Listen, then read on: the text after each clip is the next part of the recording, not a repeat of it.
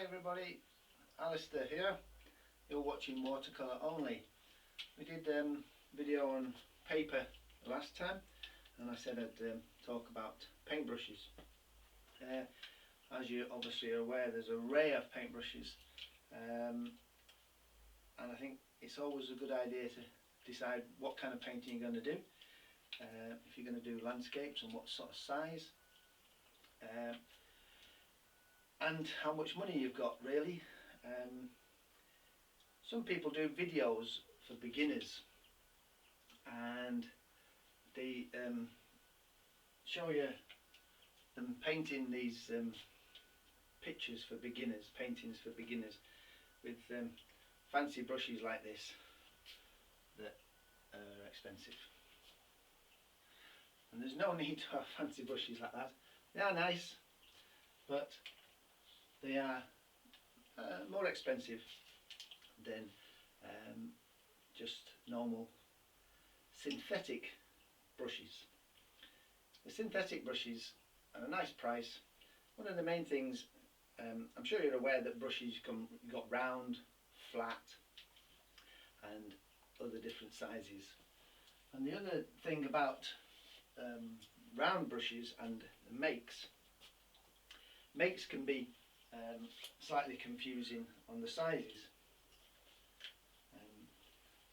Like this, the fancy brush I was just telling you about, that's a number 6. So if you're going to buy a brush online and it says a number 6, you might end up getting a brush only that size. That's a number 6 as well. So it depends who's making it and what size they are. So it's usually a good idea to buy your brushes from an art shop if you can, and then you can actually see the size that you require, and then you can see whether it's synthetic or a mixture. Sometimes I've got a mixture of synthetic fibres and sable. This is a pure sable brush, so it's a bit battered and worn and used.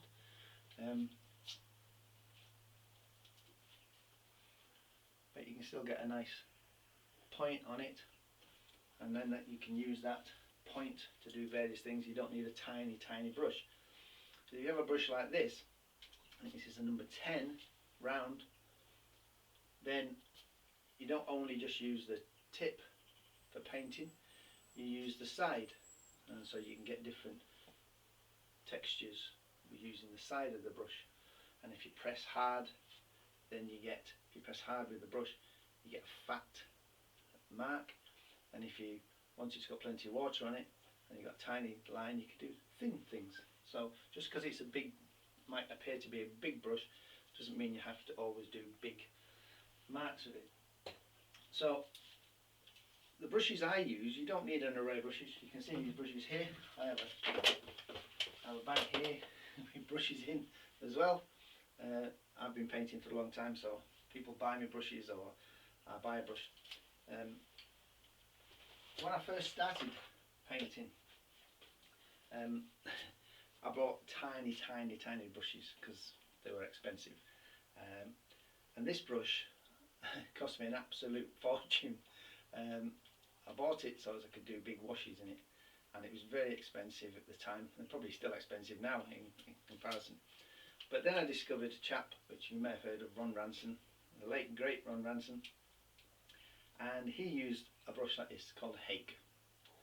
And at the time when I bought this actual brush over 30 years ago, it cost me £3.75, and as you can see I've still got it.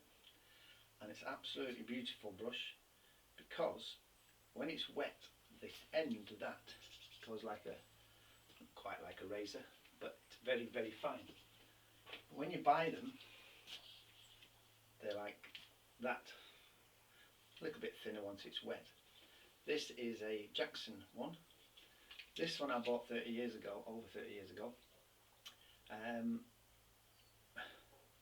Probably now called Ron Ranson Hakes, but it weren't that at the time. And Ron Ranson Hake now is like that, is about £8-9 I think, or something like that, which isn't a great lot in 30 odd years I suppose. But this brush is a fantastic brush, watercolour painting. it does washes, skies, clouds, trees, mountains. When it's got a chisel edge on it, I add some water, dip it in it. I didn't got any water. You can do lines by just touching the paper. It's very good for doing maybe some masts on boats just by touching it. It does trees, silver birch trees. I use that brush. I could do almost a whole painting with a brush like that.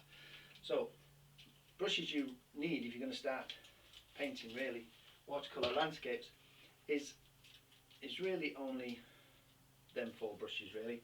That's all you need. You don't need all these fancy brushes. You need a round brush, a number 6 and a number 8. This is called a rigger brush. This is a number 3 rigger brush, and that's good for doing. When you paint with this brush, a lot of people try to think they should hold it down here because it's very small. Best way to hold this brush, to paint with this brush, is to hold it up here. And you do wiggly branches, it does grasses, and if you hold it like that, it's not as tight and it's loose and flowing. As I mentioned earlier, this brush you can use sideways on, or a nice point, or when you push, if you push down on your paper, it's fat, and then as you lift off it goes thinner.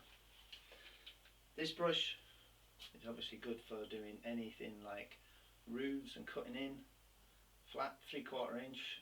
That's a 3/4 inch. That's a number 7 actually, so it doesn't matter, 6. Anywhere between 6 and 8 round is a good brush to have. A rigger brush and then a hake. You can get hake that size, which is good. Or if you're not being adventurous and you're a bit frightened, you can get one that size. If you're really being doing some big pictures, you can actually buy one that size. I've seen these. This comes in a set. Somebody gave me this as a set with some of this, but I would never really use that. So they're the only brushes you really need to get you started. That's brushes really. Synthetic is great. You don't need pure sable brushes. I have plenty of sable brushes. All these are sable. And this is squirrel, these ones. But synthetic is for starting out, especially for starting out. That's all you need. So he talks about paper being inexpensive. Paper, Buckingham paper, remember. And water containers.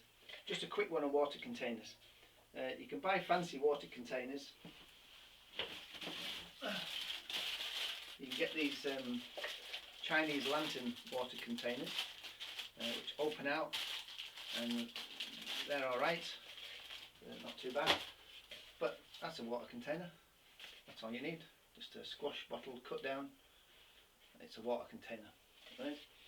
And one of the other water containers you can get is a bucket like that. Don't buy it from an art shop. Get it from a DIY shop.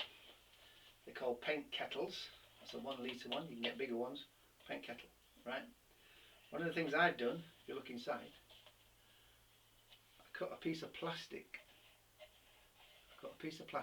And put some silicone inside, and then put that in. So that gives me 2 sections. So I have one for washing my brush in when it's mucky, and one for some clean water. I know it looks all mucky now, right? But mucky water, cleanish water, and then you don't need 2 containers. You just got 1 container, like that. And it has a handle on it, so you can hook it on your easel, at the bottom of your easel. And that's a good one if you've got somebody who can do that for you. Saves buying these fancy ones from the whatchamacallit place, the art shops. So that's a good idea.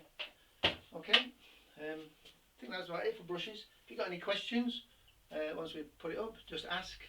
If you think I've waffled on a bit too much and not told you much about brushes, but just keep it simple really, and what you can afford.